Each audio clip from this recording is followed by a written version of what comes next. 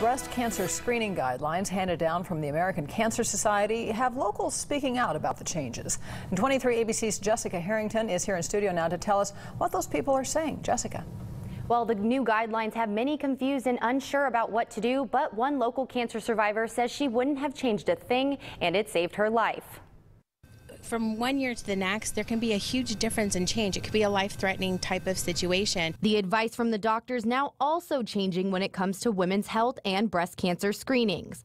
New guidelines released this week say women with an average risk of breast cancer should begin annual mammograms at 45 instead of 40. Well, I think every 2 years is okay if you don't have family history, which is some of the recommendation.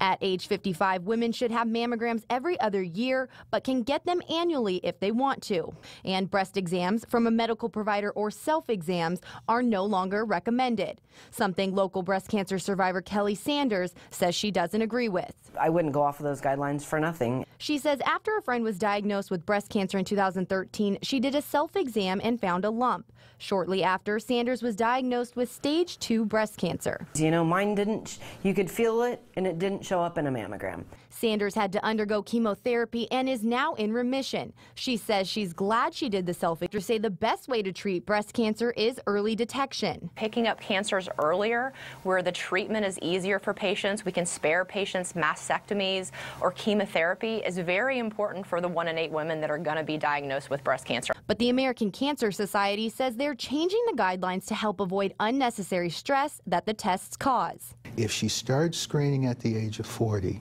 she increases dramatically the lifetime risk that she's going to have a false positive result, that she's going to need a breast biopsy that turns out with the doctor saying, well, you don't have cancer, sorry, we'll put you through all of this. You know, it is scary, but it's worth it.